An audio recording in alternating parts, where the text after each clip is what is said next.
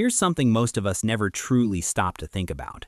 We live in a world completely obsessed with measuring intelligence.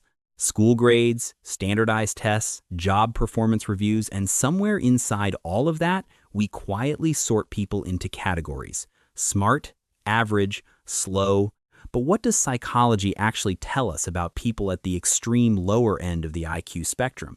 Because the answer might completely reshape the way you think about human cognition itself.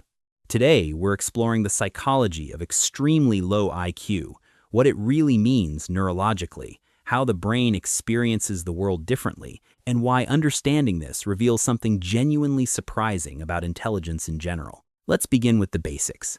IQ, or intelligence quotient, measures cognitive abilities like reasoning, problem solving, and processing speed. The average score sits at 100. Psychologists typically classify an IQ below 70 as an intellectual disability, and when you get below 40 or 50, that's considered severe or profound cognitive impairment. But here's where it becomes genuinely fascinating. An extremely low IQ doesn't mean an absence of intelligence. What it actually describes is a fundamentally different cognitive architecture. The brain isn't broken, it's simply organized differently. And understanding how it works tells us a great deal about what we even mean when we use the word intelligence. Think about the prefrontal cortex for a moment. That's the region of the brain responsible for abstract reasoning, future planning, and complex decision-making. In individuals with very low IQ, research consistently shows reduced connectivity in this area and notably slower neural processing speeds. Tasks that most adults handle completely automatically, understanding cause and effect, anticipating consequences, navigating unspoken social rules, require significantly more cognitive effort. In some cases, those abilities simply don't fully develop at all. And yet, here's the paradox that cognitive psychologists find deeply compelling. Many individuals with profoundly low IQ demonstrate strong emotional sensitivity, reliable procedural memory, and a genuine capacity to learn through repetition and familiar routine. Their world isn't built around abstract thought. It's grounded in direct, concrete experience, immediate sensations, emotional connections, and recognizable patterns. And within that world, many of them function with remarkable consistency and coherence. Now, here's something genuinely worth sitting with for a moment. How much of what we call intelligence is actually just adaptation to a very specific kind of environment?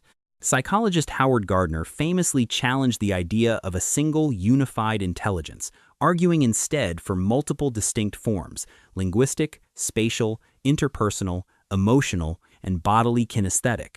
Standard IQ tests were originally designed to predict academic performance, not human worth, not emotional depth, not the capacity for meaningful connection, and this distinction matters far more than most people ever realize. Research in behavioral psychology consistently shows that individuals with extremely low IQ are far more emotionally perceptive than is commonly assumed.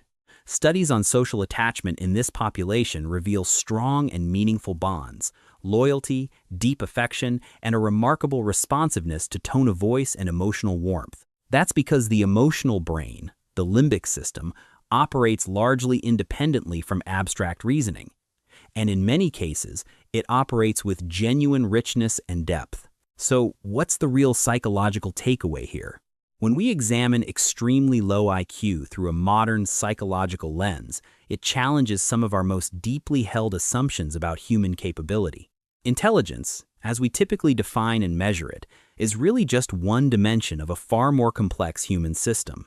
The brain is always adapting, always finding its own ways to process, connect, and create meaning within its unique architecture. And perhaps the most thought-provoking insight of all is this: the experiences we most deeply associate with being human, love, loyalty, fear, joy, and genuine connection, those don't live in the prefrontal cortex. They live much deeper in regions of the brain that no IQ test was ever designed to reach.